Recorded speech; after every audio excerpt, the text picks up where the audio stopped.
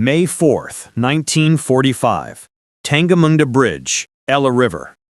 Twisted steel groaned under thousands crossing the shattered bridge. Destroyed by retreating Wehrmacht forces on April 12th, it now served as the last lifeline westward. Captain William Patterson of the 405th Infantry Regiment lowered his binoculars.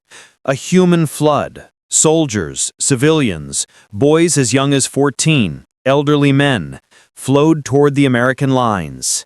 Intelligence reports revealed the magnitude: 100,000 German military personnel and civilians moving west, abandoning positions, destroying equipment, and even fighting through SS units to survive.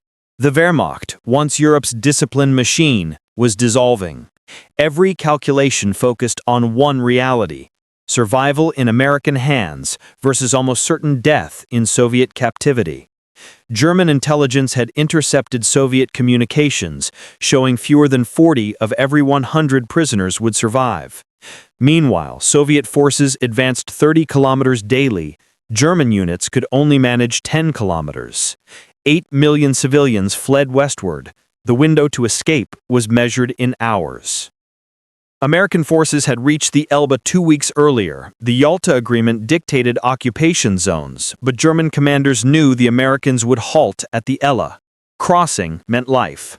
The 102nd Infantry Division, supported by MPs, field kitchens, mobile medical units, and supply stockpiles, prepared to process the flood of humanity. Major James Morrison calculated logistics. 1,000 prisoners required 3 tons of food daily. Medical care, delousing, and 12 forms per individual. German forces east of the Elbe numbered 1.2 million, but only 300,000 were organized combat units. Others were support personnel, auxiliaries, and civilians pressed into service. Forward American observation posts reported surreal scenes: units still in uniform, officers maintaining military bearing, white flags raised, requesting surrender. Captain Robert Thornton's reconnaissance company observed, they were not attacking, they were seeking survival. The Ruhr Pocket surrender weeks earlier had set a precedent. 325,000 German troops had voluntarily surrendered, spreading the news that Americans provided food, medical care, and protection from revenge seekers. Radio intercepts confirmed, medical treatment provided, food distribution confirmed. This knowledge drove the desperate flight west. The Battle of Halby, April 24th to May 1st, illustrated the peril.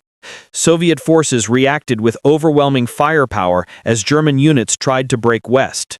Of 200,000 attempting escape, only 40,000 survived to reach American lines. 60,000 were captured, most perishing in Soviet camps. Yet General Walter Wenn's 12th Army courageously opened a 40-kilometer corridor from the Elbe River, holding it against Soviet pressure to allow refugees to pass. His troops, many teenagers or elderly Volkssturm, became guardians of humanity rather than instruments of ideology. At Tangamunda Bridge, engineers from both sides worked to make the damaged crossing passable. From May 4th to 7th, an estimated 100,000 people crossed the twisted structure. German officers surrendered flags, SS generals requested honorable treatment, and civilians, children, and wounded were shepherded across by soldiers and medics. Master Sergeant James Patterson recalled, "They came in waves, dawn to dusk, stacking weapons, pushing baby carriages, carrying the elderly. Nobody ran, nobody resisted. They were just grateful to reach our side." American administrative systems were overwhelmed. Documentation, medical screening, and food distribution lagged behind the flood of humanity. Colonel Benjamin Thompson prioritized survival. Forget the paperwork. Get them fed. Get them deloused. Lives can't wait. Medical units worked non-stop. Captain David Miller performed 72 hours of continuous surgery on wounds left untreated for weeks. Malnutrition and disease threatened thousands, yet American efforts kept deaths under 1%, compared to 35% or higher in Soviet camps. The Yalta Agreement complicated matters. Officially, German forces should surrender to all allies simultaneously, yet the humanitarian crisis demanded pragmatism. Admiral Donitz negotiated conditional westward surrender. American forces agreed to process units reaching the lines before May 8th. The countdown intensified. Cross the Elbe before the ceasefire or risk Soviet captivity. General Omar Bradley observed, "Sometimes humanity trumps protocol." From May 4th to 8th, German units abandoned pretense of military order, burning documents, discarding weapons, and dissolving into streams of individuals seeking life over ideology. American artillery even counterfired to protect the crossing from Soviet pressure. On May 7th to 8th, General Wen crossed less than 21 hours before the ceasefire. Of his original 200,000 men, 100,000 reached American lines, along with 250,000 civilians. Individual acts of courage and mercy marked the exodus. A teenage soldier gave up a truck for an elderly civilian. Luftwaffe pilots crash-landed in American fields to avoid Soviet capture. Medics stayed with the immobile, and women and children were shielded by soldiers and medics. Prisoners were processed according to the Geneva Convention, with medical care and shelter, even for SS men and Hitler Youth. The contrast with Soviet captivity was stark. Out of 3 million German prisoners taken by the Soviets, over 1 million died. Starvation, disease, extreme weather, and forced labor created catastrophic mortality. In contrast, American camps maintained death rates under 4%, treating prisoners as humans rather than instruments of vengeance. The surrender had lasting consequences. Technical personnel surrendered to Americans facilitated Operation Paperclip, influencing rocketry and the space race. Demographically, East Prussia, Silesia, and Pomerania lost most men of military age. Psychologically, families divided by the post-war border traced separations to these desperate days. By May 8th, the American forces had processed 1.5 million German prisoners, with voluntary surrenders far outnumbering combat captures. General Omar Bradley noted, "The German army didn't just surrender, it dissolved. They knew surrender to us meant life. Capture by Soviets meant probable death."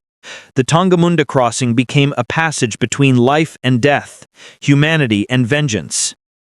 Survivors testified to American mercy. Corporal Friedrich Muller wrote, "First day without fear in 6 years. Americans gave us bread, treated me as a human." Nurse Hildegard Schneider saw wounded Germans, including SS men, receive immediate care.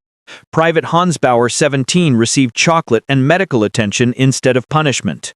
Former SS officer Wilhelm Hartung survived against expectations, later reflecting on mercy's profound impact. General Wen survived until 1982, insisting in interviews that defying Hitler's orders had been a moral imperative.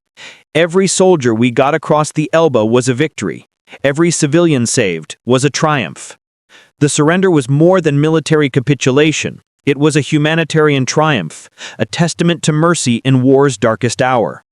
The Tangamunda Bridge, though never rebuilt, remains a symbol.